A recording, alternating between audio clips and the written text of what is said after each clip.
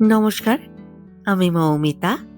আমার কবিতা পাঠ চ্যানেলে আমার সকল শ্রোতা বন্ধু এবং দর্শক বন্ধুকে আন্তরিক শুভকামনা জানিয়ে আজকের গল্প পাঠ শুরু করছি। আজ আমি আপনাদেরকে পড়ে শোনাব বিখ্যাত সাহিত্যিক শ্রী শীর্ষেন্দু মুখোপাধ্যায়ের লেখা একটি খুব খুব খুব চমৎকার ছোট গল্প। গল্পের নাম বুকুর মাস্টার মশাই। গল্প শুরুর আগে আমার পুরনো কথাগুলি আরও একবার খুব সংক্ষেপে বলে নিচ্ছি। এই চ্যানেলে যারা আমার গল্প পাঠটি শুনছেন তাদের কাছে অনুরোধ, যদি আমার পাঠ এবং পরিবেশন আপনাদের ভালো লাগে, যদি গল্পটি ভালো লাগে, একটি লাইক করবেন এবং গল্পটিকে আপনাদের প্রিয়জনের মধ্যে শেয়ার করে দেবেন। আর এখনও যারা চ্যানেলটি সাবস্ক্রাইব করেননি তারা অবশ্যই চ্যানেলটি সাবস্ক্রাইব করে আমার সাথে থেকে নিয়মিত শুনতে থাকুন বাংলা গল্প।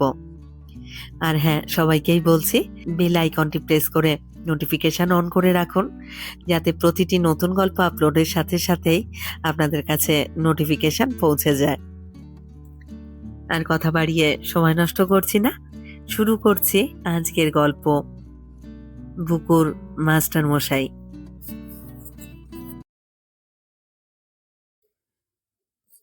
বুকু কালো লোক পছন্দ করে না, গোপ দেখলে ভয় পায়, নসি কাছে আনলে পালায়। দাদু নসি নেয় বলে সে দাদুর কাছে যেতেই চায় না। আরো যখন বাচ্চা ছিল তখন কোনো কালো আয়া রাখাই যেত না তার জন্য। বুকু সেজ মামা বিস্তর খেলনা আর চকোলেট ঘুষ দিয়েও বুকুকে কোলে নিতে পারেননি গোফের জন্য। সেজ মামার বেশ চোমড়ানো গোপ আছে, কিন্তু বুকুকে অঙ্ক শেখানোর জন্য যে মাস্টার মশাইকে সুজিত একদিন ধরে নিয়ে এলো, তার বেশ বুড়ো গোপ আছে, গায়ের রংটাও বেশ কালো এবং লোকটা বেশ ঘন ঘন নসি নেয়। আড়াল থেকে পর্দার ফাঁক দিয়ে উঁকি মেরে মাস্টার মশাইটিকে জরিপ করছিল পিতা। সুজিতকে শোয়ার ঘরে টেনে এনে বলল, এই কাকে ধরে এনেছো তুমি? বুকু তো ওকে দেখলেই পালাবে। সুজিত ভারী কাঁচুমাচু হয়ে বলল, সে তো জানি, কিন্তু ইনি নাকি অঙ্কের জাদুকর, বিজুর ছেলেকে তো পড়ায়। বিজু বলেছিল ছেলেটার নাকি অঙ্ক গুলে খেয়েছে। আহা, ক্লাস ওয়ানের মেয়েকে পড়াতে আমার বড় পণ্ডিতের দরকার হয় নাকি? ভালো তো ভালো, কিন্তু দর্শনধারীও তো হওয়া চাই। সুজিত ভাবিত হয়ে বলল, বুকুন অঙ্কে কাঁচা বলেই তো একজন ভালো টিউটরের খোঁজ করছিলাম। এই বয়স থেকে যদি বেসটা ভালো তৈরি করে দেওয়া যায় তাহলে বড় হলে আর অসুবিধা হবে না। কিন্তু বুকু তো ওর কাছে যেতেই চাইবে না। সুজিত মাথা নেড়ে বলল, হ্যাঁ, সেটা প্রবলেম। বুঝিয়ে সুঝিয়ে দেখো যদি রাজি হয়। সুবিধে হলো এই যদি পড়ায় তাহলে স্কুলের শেষ ক্লাস পর্যন্ত বা তারপরে হায়ার সেকেন্ডারিও পড়াতে পারবে। অঙ্কে উইজার্ড বলে শুনেছি। বেতনও বেশি বেশি, মাসে 500 টাকা, সপ্তাহে 3 দিন। খাই তো কম নয় বাবু। বেসটা তৈরি করবার জন্যই রাজি হয়েছি। তুমি কি বুকুকে চেনো না? চিনি তো, কিন্তু মাঝে মাঝে আপোষ রফা না করে উপায় থাকে না। রাজি না হলে কি করবে? কি আর করব, বিজুকে বলেই রেখেছি মেয়ে আমার ভীষণ মুডি, সে রাজি না হলে কিছু করবার নেই। বুকু শোয়ার ঘরের মেঝে বসে ড্রয়িং খাতায় ছবি আঁকছিল। সে দেখতে ডল পুতুলের মতো সুন্দর, মায়ের মতো ফর্সা রং, টানা টানা চোখ, মুখখানা যেন পটে আঁকা। তাকে যে সবাই সুন্দর বলে তা সে জানে। বুকু, তোমার অঙ্কের মাস্টার মশাই এসেছে, একবার দেখা করে যাও। বুকু মুখ তুলে বলল, অঙ্কের মশাই? হ্যাঁ। বুকু মাস্টার মশাইদের বরাবর মশাই বলে। তার একজন ইংরেজির মশাই আছে, অন্য বিষয়ে পড়ায় একজন দিদিমণি। বুকু টপ করে উঠে পড়ল, বলল, ভালো মশাই মা? হ্যাঁ, উনি খুব ভালো। কিন্তু ভালো বলে কোনো লাভ নেই। বুকুর নিজস্ব পছন্দের মাপকাঠিতে যদি না আসে তবে হয়ে গেল। বুকু ঘরে ঢোকার আগে পর্দার ফাঁক দিয়ে আগে তার নতুন মশাইকে দেখে নিল, তারপর মায়ের দিকে চেয়ে বলল, এই নতুন মশাই? হ্যাঁ বুকু, কাছে যাও। বুকু আর একবার দেখল, তারপর মায়ের দিকে সপ্রশ্ন তাকালো। সুজিত মাস্টার মশাইয়ের সঙ্গে কথা বলছিল। কি নিয়ে কথা হচ্ছিল তা শোনা যাচ্ছিল না। কথা অবশ্য সুজিত একাই বলছে। মাস্টার মশাইটি চুপ করে বসে আছে শুধু। কালো এবং বেশ চওড়া গোঁফ, প্রবল গোঁফ, গায়ে একটা নীল রঙের হাওয়াই শার্ট, পরনে কালচে রঙের প্যান্ট। বয়স বোধহয় ২৭-২৮, ৩০ও হতে পারে। গোলাকার মুখখানা গম্ভীর পানা, একটু ভাবুক ভাবুকও ভাব। বুকু ভয় পাবে এবং কাছেই যেতে চাইবে না ভেবেছিল পৃথা। সেই ক্ষেত্রে সে জোরও করতো না। সে জানে বাচ্চাদের মানসিক চাপ দেওয়াটা ক্ষতিকর। কিন্তু আশ্চর্যের বিষয়, বুকু এগিয়ে গেল এবং বাবার সোফাতে কাঁচ ঘেঁষে বসল এবং মাস্টার মশাইয়ের দিকে চেয়ে রইল। একটু অবাক হলো পৃথা, এরকম হওয়ার কথা নয়। তবে বুকুর এই ব্যবহারে খুশি হবে কিনা তাও বুঝতে পারল না পৃথা। পৃথা চায়ের ব্যবস্থা করতে রান্না করে আসতে তাদের কাজের মেয়ে যমুনা বলল, হ বৌদি, বুকুর মাস্টার বাবু তো কালো। তাই তো, কিন্তু কাছে গিয়ে বসেছে দেখছি, মতিগতি হয়তো পাল্টে যাচ্ছে। ওমা, তাই বুঝি? পড়বে কিনা জানি না, তবে পালিয়ে আসেনি। একটু বাদে যমুনার হাতে চা বিস্কুটের ট্রে সাজিয়ে দিয়ে পৃথা তার পিছু পিছু বাইরের ঘরে গিয়ে বসলো। পৃথা, এই হলো বিষ্ণুপদ ভট্টাচার্য। বিষ্ণুপদ ভট্টাচার্য অতিশয় অন্যমনস্ক লোক। পৃথার দিকে একবার তাকালো বটে, আবার তাকালো না। চোখের দৃষ্টিতে কোনো নিশানা নেই, আছে একটা ঘোর। একটা দায়সারা নমস্কার করে যেন তার উদ্যম ফুরিয়ে গেল। মুখে কথা নেই। পৃথা বলল, ছাত্রীকে কেমন দেখছেন? বিষ্ণুপদ সামান্য হাসল। দাঁত ঝকঝকে সাদা এবং সেটিং চমৎকার। কালো কুচিতেরও তো দু একটা প্লাস পয়েন্ট থাকতে পারে। বিষ্ণুপদ হেসে বলল, সুন্দর মেয়ে। বিষ্ণুপদ বিস্কুট খেলো চায়ে ভিজিয়ে। চা অর্ধেকটা খেলো, অর্ধেকটা রয়ে গেল কাপে। বেশিক্ষণ বসলো না। হঠাৎ, আজ তবে আসি বলে চলে গেল। মশাই চলে যেতে বুকু তার বাবার কোলে উঠে গলা জড়িয়ে ধরল। বড্ড আদুরে মেয়ে। সুজিত মেয়ের গালে গাল ঘষে বলল, বিষ্ণুপদর কাছে পড়বি তো? পড়বো। বলিস কি, তোর পছন্দ হয়েছে? হ্যাঁ। পিতা বলল, হ্যাঁ রে, এই মশাইকে তোর ভালো লাগলো? হ্যাঁ। কেন রে? সুজিত হাত তুলে বলল, আর নেগেটিভ পয়েন্টগুলো খুঁজিয়ে তুলো না। পছন্দ যে হয়েছে সেটাই আমার 14 পুরুষের ভাগ্য। তোমার মেয়ের টেস্ট বদলে যাচ্ছে, যাওয়াটাই তো ভালো। মাঝখানে একদিন বাদ দিয়ে সন্ধেবেলা পড়াতে এলো বিষ্ণুপদ। বুকুর পড়ার ঘরটি আলাদা এবং একটেরে। ফ্ল্যাটে 3টে শোয়ার ঘরের একটা হলো বুকুর স্টাডি। ঘরটা খেলনা টেলনা দিয়ে বেশ সাজিয়েছে সুজিত। 4 রঙের 4টে দেওয়াল, তাতে কমার্শিয়াল আর্টিস্ট দিয়ে ছবি আঁকিয়ে নিয়েছে সে। যদিও বুকু এখনো মার বাবার সঙ্গে এসোয়, তবু ভবিষ্যতের কথা ভেবে এই ঘরে একখানা চমৎকার দামি খাট আর বিছানাও রয়েছে টানা পর্দার আড়ালে। সুজিত একজন উচ্চমানের কনসালট্যান্ট চার্টার্ড অ্যাকাউন্টেন্ট, মেয়ের জন্য এসব করতেই পারে। দরজা খুলে মাস্টার মশাইকে নির্দিষ্ট করে বসিয়ে পৃথা এসে দেখল বুকু রোজগার মতোই ছবি আঁকছে। ছবি আঁকতে বড্ড ভালোবাসে। তোমার মশাই এসেছে বুকু, যাও। বুকু অবাক হয়ে মায়ের দিকে চেয়ে বলল, কোন মশাই? অঙ্ক মশাই? হ্যাঁ, বসে আছেন। বুকু উঠে পড়ল। বুকুর অঙ্ক নিয়ে পৃথা আর সুজিত দুজনেই একটু চিন্তিত। একটা ভালো ইংলিশ মিডিয়াম স্কুলে পড়ে বুকু। সব বিষয়ে তার ফল ভালো হয়, কিন্তু অঙ্কের নম্বর খুব খারাপ। সাপ্তাহিক পরীক্ষায় শতকরা 40-45 বা 50-এর বেশি পায় না। কয়েকজন মাস্টারমশাইকে ট্রাই করা হয়েছে, কিন্তু খুব একটা লাভ হয়নি। সুজিত প্রায়ই বলে, অঙ্ক জিনিসটাকে ভালো না লাগলে হবে না। রান্নাঘরে গিয়ে যমুনাকে দিয়ে চা পাঠিয়ে একটু অপেক্ষা করলো পৃথা। আগেই কালো মাস্টারের সঙ্গে ভাবটা হোক।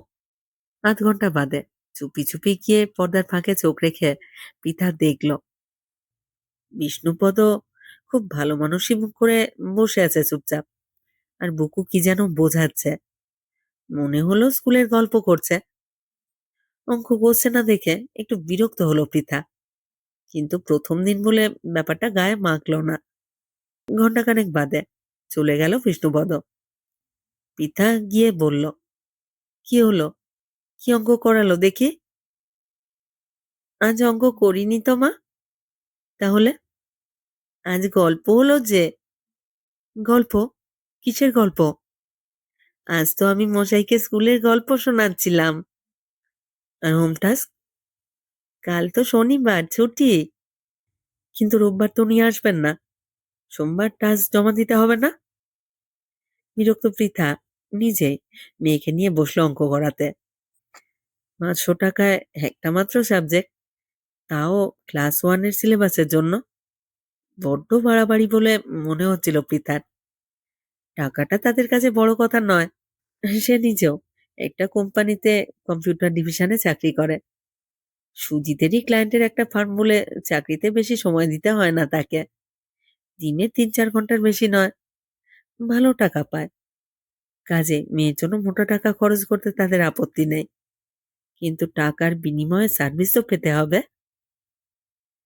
রাতে সব শুনে সুজিত বলল, একদিন দেখেই কোনো সিদ্ধান্ত নেওয়া ঠিক নয়। বিজু তো আর বাজে কথা বলবে না। সে বলেছে বিষ্ণুপদ একজন জিনিয়াস। জিনিয়াস? কি জানি বাপু, আমার তো মনে হয় বড্ড অন্যমনস্ক। কয়েকটা দিন দেখোই না। এরপরে একটি ভয়াবহ ঘটনা ঘটল। এরপর যেদিন এলো বিষ্ণুপদ, সেদিনও আড়াল থেকে লক্ষ্য করলো পিতা।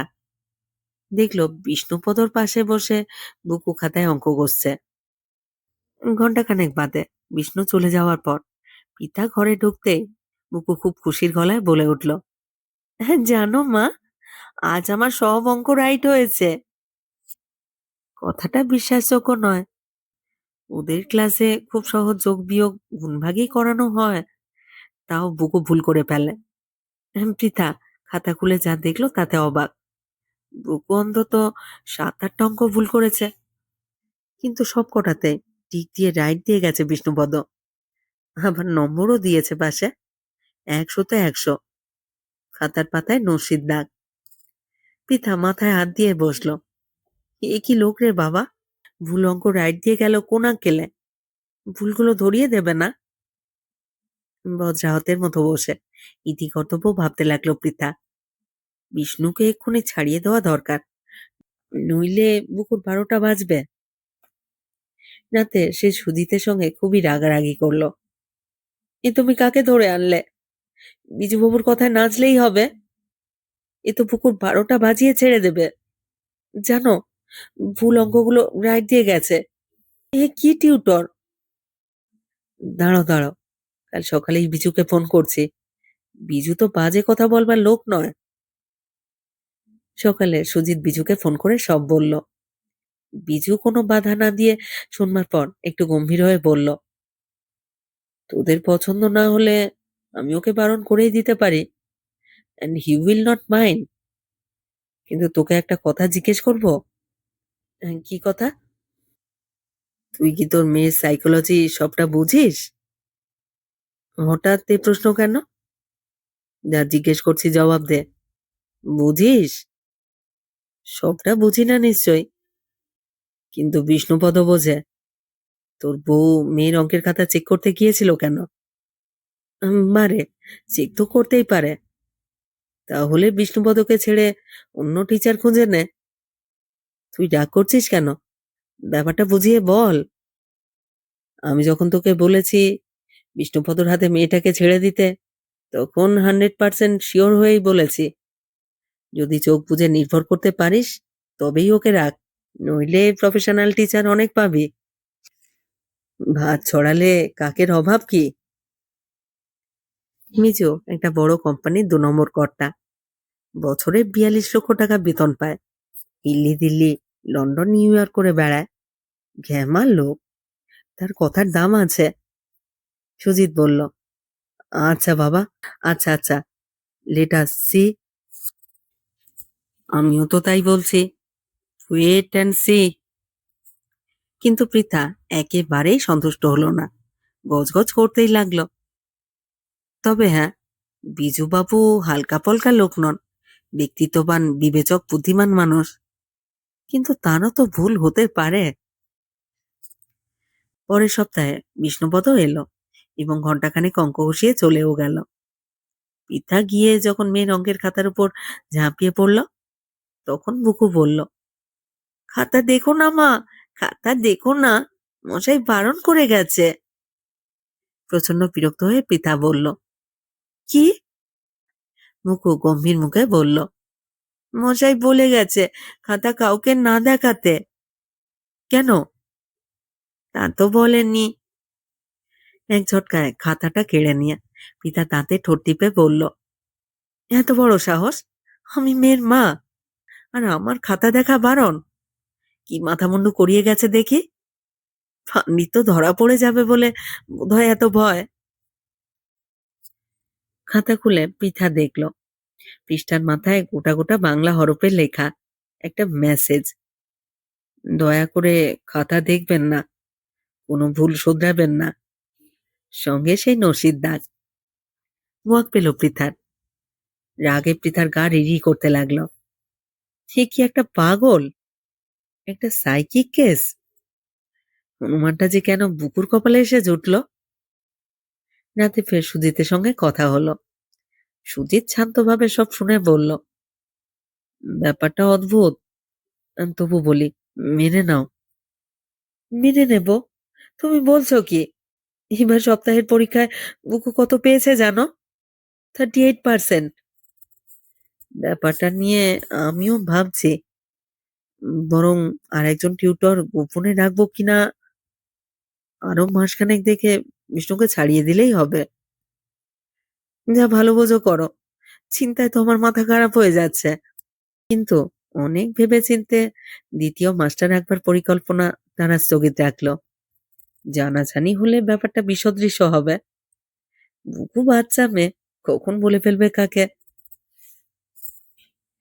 2 মাস যাওয়ার পরও বুকুর অঙ্কবোধ যেখানে ছিল সেখানেই রয়ে গেল। পৃথার আগের চোটে আর মেয়ের খাতাই দেখে না। বিষ্ণুপদ এলে নিজের ঘর থেকে বেরোয় না, যমুনাই চাটা দেয়। অদ্ভুত ঘটনাটা ঘটল 3 মাস বাদে। ক্লাস পরীক্ষার ফল নিয়ে বুকু ফিরেই চিৎকার করে বলল, মা মা, আমি ফার্স্ট। পৃথা ঘর থেকে বেরিয়ে এসে বলল, মানে? মা, খাতা দেখো না। বুকুর মুখ ভরা হাসি। খাতা দেখে পৃথা স্তম্ভিত হয়ে গেল। বুকু প্রতিটি অঙ্কই ঠিক কষেছে, 50-এ 50। ক্লাস টিচার নোট দিয়েছেন, সি হ্যাজ ইমপ্রুভড আ লট। এ কি ম্যাজিক নাকি? যে মেয়ে গত মাসেও 50-এ 19 পেয়েছে, সে এবার 50-এ 50 পেল কি করে? রাতে সুজিত শুনে খুশি হয়ে বলল, তাহলে দেখো, কিছু কিছু ভুল বলেনি। দাঁড়াও দাঁড়াও, দাঁড়াও বাপু, সামনেই অ্যানুয়াল পরীক্ষা, দেখি তাতে কি করে। অ্যানুয়ালে বুকু ক্লাসে 3rd হলো, যা সে এতকাল অঙ্কে কম নাম্বারের জন্য হতে পারেনি। অঙ্কে পেল 100-তে 100। গম্ভীর, নিরুত্তাপ, কালো গোঁফওয়ালা এবং নশিতে আসক্ত বিষ্ণু রেজাল্টটা দেখে হেলা ভরে সরিয়ে রেখে বুকুকে বলল, তুমি তো ছবি আঁকো, তাই না? হ্যাঁ তো, ছবি আঁকতে আমার ভীষণ ভালো লাগে। তাহলে তোমার জ্যামিতিও ভালো লাগবে। কিন্তু মশাই, আমাদের তো জ্যামিতি নেই। তাতে কি, জ্যামিতি জানলে ভালো ছবি আঁকতে পারবে। বুকু খুশি হয়ে বলল, তাহলে শিখিয়ে দাও মশাই। এবং পৃথা আড়াল থেকে লক্ষ্য করতে লাগলো বুকু জ্যামিতি শিখছে, কয়েকদিন পরে বীজগণিতও শিখতে লাগলো। এসব কি হচ্ছে মাথা মুন্ডু কিছুই বুঝতে পারছে না পৃথা। এত বেশি শেখানোর কি কোনো দরকার আছে? ওই একরত্তি মেয়ের মাথায় এমনিতেই কত পড়ার চাপ, তার উপর সিলেবাসের বাইরের ব্যাপার চাপিয়ে দেওয়াটা ফন্দিসি পাগলামি। ক্লাসের পরীক্ষায় অঙ্কে আর 1 নম্বরও কাটা যায় না বুকুর। কাজে পৃথা আপত্তি করতেও পারে না। বিষ্ণুপদ মেয়েটাকে কি নারী রামানুজ বানাতে চায় নাকি কে জানে। বুকু ক্লাস 2তেই রীতিমতো জ্যামিতি আর অ্যালজেব্রা করে যাচ্ছে, খাতার পর খাতা।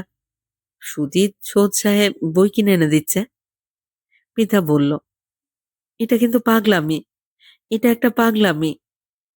এক্স্যাক্টলি, এসব পাগলের নামই নিউটন, গ্যালিলিও, আইনস্টাইন, আর্কিমিডিস, বুঝলে? দেশে দেশে এরকম পাগলের চাষ করা উচিত। না করতে গিয়েও হেসে ফেলল পৃথা। বিষ্ণুপদকে কি এখনো তাড়াতে চাও পৃথা? বিষ্ণুপদকে নয়, ওর মাথা থেকে ভূত তাড়াতে চাই। ও কাজ করো না, ওই ভূতটার নামই তো প্রতিভা। ওই ভূতটা আমাদের মাথায় নেই, আর নেই বলেই আমাদের কাছে টাকা ছাড়া কোনো আনন্দ নেই, বুঝলে? গার্জিয়ান্স মিটিং এ সাধারণত ড্রয়িং টিচারের সঙ্গে গার্জিয়ান্স মিটিং এ গার্জিয়ান্স মিটিং এ সাধারণত ড্রয়িং টিচারের সঙ্গে কথা হয় না, কিন্তু মার্চের মিটিং এ ড্রয়িং টিচার বন্দনা সিংহ নিজেই যেচে এসে পৃথাকে বলল, আপনি কি মেয়েকে কোনো আর্টিস্টের কাছে শেখাচ্ছেন? না তো, ওর আঁকা তো ভীষণ ভালো হচ্ছে, ভীষণ ম্যাচিওর হাত। একদিন বুকু বলল, জানো মা, আমি আজকাল মশাইকে মাঝে মাঝে অঙ্ক শেখাই। হ্যাঁ, তুই শেখাস? তুই শেখাস কি করে? হ্যাঁ তো, মশাই মাঝে মাঝে আমার ছাত্র হয়ে যায়, তখন আমি মশাইকে অঙ্ক বোঝাই, পরীক্ষাও নিই। ও বাবা, তা মশাই পারে? ভুল করে না? হ্যাঁ, ভুলও করে, তবে আমি টের পাই মশাই ইচ্ছে করেই ভুল করে। ভুলটা আমি ধরতে পারি কিনা সেটা দেখবার জন্যে। অন্যদিন অন্য দুজন টিচার আসে এবং চলে যায়, তাতে পৃথার কোনো প্রতিক্রিয়া হয় না। মঙ্গল, বৃহস্পতি আর শনিবারে বিষ্ণুপদ আসে। আর ওই তিনটে দিন যেন পৃথার জমদূত। সকালে উঠেই বুকটা ধকধক করে ওঠে। এই রে, আজ মঙ্গলবার, বিষ্ণুপদ আসবার দিন। আর সারাদিন ঘরে, অফিসেও পৃথার ভেতরে একটা অস্পষ্ট টেনশন, একটা মৃদু ভয়। সন্ধে 6:30 বা 7টা নাগাদ ডোরবেল বাজবে বলে তার আগে থেকে তার বুক, জিভ আর গলা শুকিয়ে যেতে থাকে। ডোরবেলটা বাজলে বুকের ভিতরটা ধক করে ওঠে, তারপর ভীষণ ধকধক করতে থাকে। সে কখনো দরজা খুলতে যায় না, যায় যমুনা। সে আজকাল পর্দার ফাঁক দিয়ে উঁকিও দেয় না, নিজের ঘরে চুপচাপ বসে থাকে আর ভিতরে বুকে শব্দ শোনে এবং নিজেকে প্রশ্ন করে, এসব কি হচ্ছে, কেন হচ্ছে? এক পার্টিতে হঠাৎ বিজুবাবুর সঙ্গে দেখা। এই যে মিসেস চ্যাটার্জি, আরো সুন্দরী হয়েছেন দেখছি। এই যে মিসেস চ্যাটার্জি। যা, মোটেই না, মোটা হয়েছি বলুন। মোটা? কোথায় মোটা? মোটা হচ্ছে আমার বউ।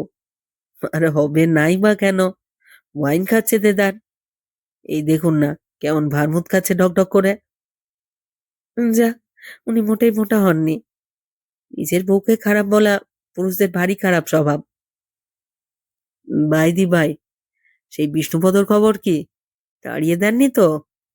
পৃথা লজ্জা পেয়ে বলল, না, আসলে আমরা প্রথমে ওকে ঠিক বুঝতে পারিনি।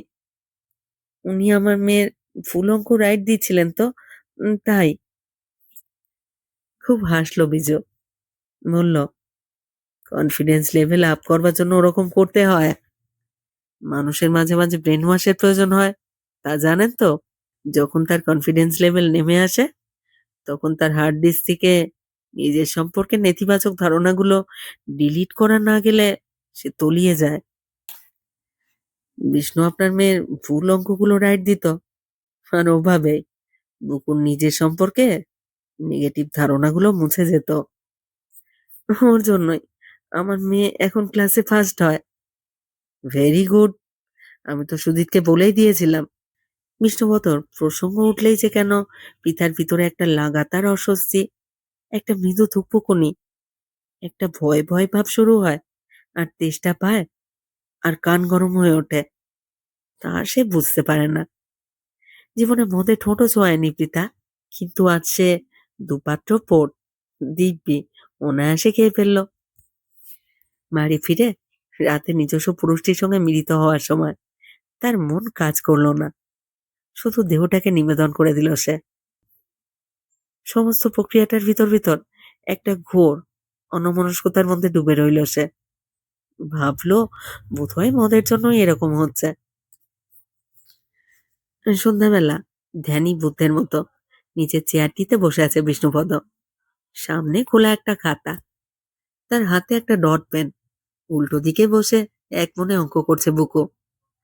দৃশ্যটা অনেকদিন বাদে আজ দেখল পিতা, পর্দার ফাঁক দিয়ে, চুপি চুপি।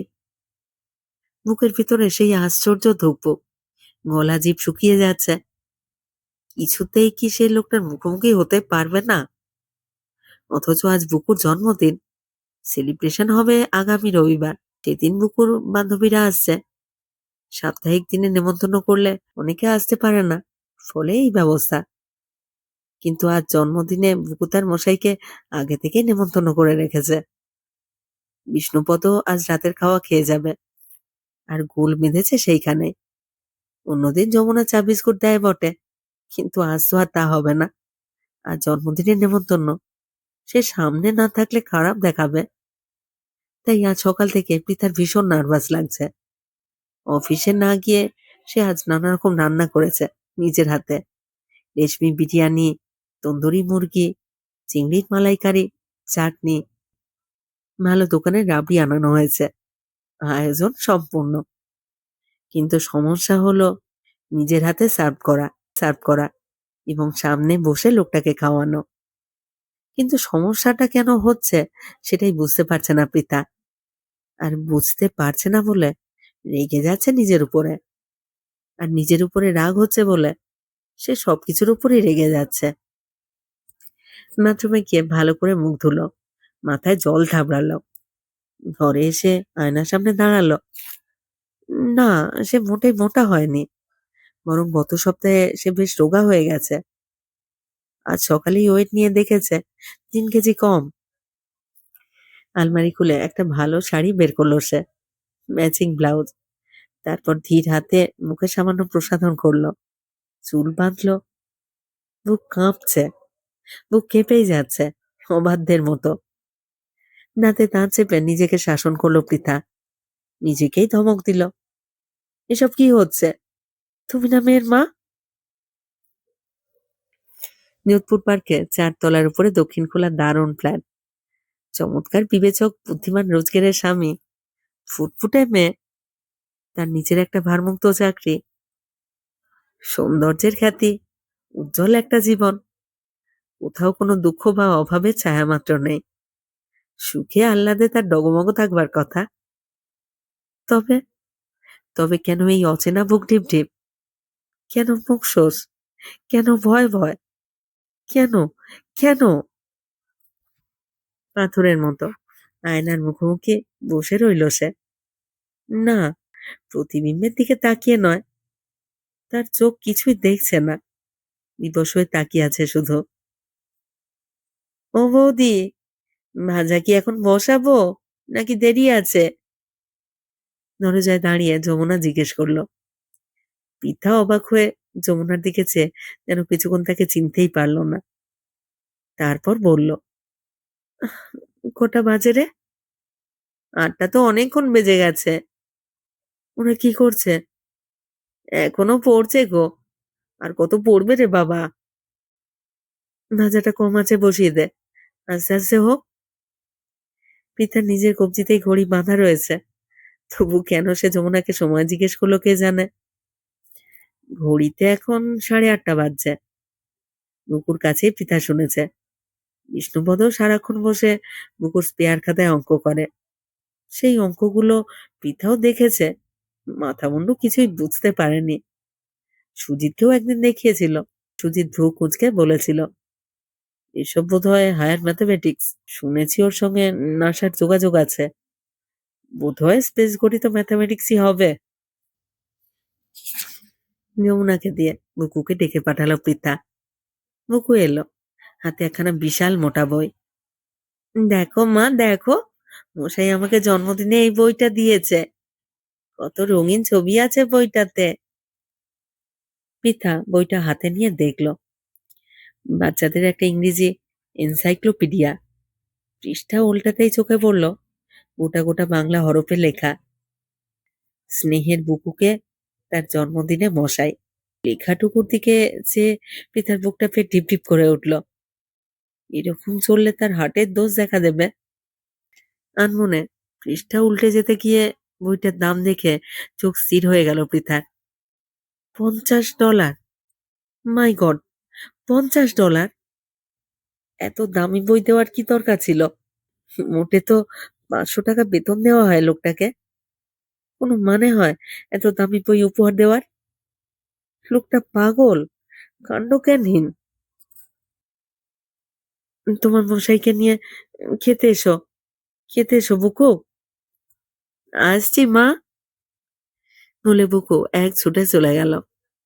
তারপর হাত ধরে টানতে টানতে মশাইকে নিয়ে এলো বুকু। বাথরুমের বাতি জ্বেলে দিয়ে বলল, যাও, ওয়াশ করে নাও। এই তো, বুকু ওর কাছে কত সহজ, কত জড়তাহীন। তাহলে পৃথার এই জড়তা কেন? সে তো কো এডুকেশনে পড়েছে, প্রেম করে বিয়ে করেছে। অফিসে পুরুষ সহকর্মীদের সঙ্গে সে কত সহজ। তবে দুনিয়ার এই একটি মাত্র লোককে নিয়ে তার প্রবলেম হচ্ছে কেন? বিষ্ণু হাত মুখ ধুয়ে এসে সসংকোচে খেতে বসলো। মুখে কথা নেই, খই ফুটছে বুকুর মুখে। নাগাড়ে বকবক করে যাচ্ছে সে। বিষ্ণু স্মিত মুখ করে বসে শুনছে। অল্প অল্প হাঁ হু করছে বা মাথা নাড়ছে। পৃথার কানে কোনো শব্দ যাচ্ছে না। চুপচাপ গম্ভীর মুখে খেয়ে যাচ্ছিল বিষ্ণু। রান্না কেমন হয়েছে তা একবারও বলল না। পৃথাও কিন্তু জিজ্ঞেস করতে পারছে না ওকে। তার ভয় হচ্ছে গলা কেঁপে যাবে, সরি ফুটবে না হয়তো। কথা না বলাটা নিশ্চয়ই খুব খারাপ দেখাচ্ছে, কিন্তু পৃথাই বা কি করবে? একটু দূরে একটা চেয়ারে জড়সড় হয়ে বসে সে শুধু তাকিয়ে রইল। শুধু একবার শেষ দিকটায় অস্ফুট স্বরে বলল, একটু বিরিয়ানি দেব? বিষ্ণু বলল, না। একটাই সিলেবেল, না। বাড়তি আর কিছুই নয়। খাওয়া খুব পরিষ্কার, কিছুই ফেলল না। পৃথার বাবা বলেন, রান্না কেমন হয়েছে তা খাওয়া দেখেই বোঝা যায়। সেটা সত্যি হলে পৃথার রান্না ভীষণ ভালোই লেগেছে বোধহয়। কিন্তু লোকটা এমনই অভদ্র যে একটু কমপ্লিমেন্টও দিল না। খেয়ে উঠল, আঁচালো, তারপর বুকুর মাথায় একবার আলতো হাত রেখে চলি বলেই চলে গেল। হঠাৎ ভীষণ শ্রান্তি আর ক্লান্তিতে পৃথার শরীর ভেঙে এলো। কেন যে এত খারাপ লাগছে কে জানে। পেটে বুকে একটা চাপ ধরা ভাব। অম্বল। সে শোয়ার ঘরে গিয়ে বাতি নিভিয়ে চুপ করে শুয়ে রইল, চোখ বুজে। নিজেকে এত অচেনা লাগছে কেন আজ? কেন? কেন পৃথা আজ পৃথাকে ঠিক বুঝতে পারছে না? রাতের খাওয়ার টেবিলে বসে সুজিত কথায় কথায় বলল, বিষ্ণুকে ভালো করে খাইয়ে দিয়েছো তো? হ্যাঁ, ভালো করেছ। Is bidding goodbye to us. মানে? নাসায় রিসার্চ অ্যাসিস্ট্যান্টের চাকরি পেয়েছে। সামনের মাসেই চলে যাচ্ছে আমেরিকায়। সাধারণত এরকম অ্যাপয়েন্টমেন্ট পাওয়া শক্ত। কিন্তু জিনিয়াসদের জন্য কোনো আইন নেই, বুঝলে? না, পৃথা বুঝল না। পৃথা কিছুই বুঝল না। শুধু হঠাৎ তার বুকের মধ্যে একটা তেপান্তরের মার জেগে উঠল। ফু ফু করে হাওয়া বয়ে যাচ্ছে শুধু। কি ফাঁকা, কি শূন্য। বুকু ঘুমোলো, সুজিত ঘুমোলো, বাড়ি নিঝুম হলো। পৃথা উঠে এলো বারান্দায়। দক্ষিণের এই বারান্দায় কি সুন্দর হাওয়া।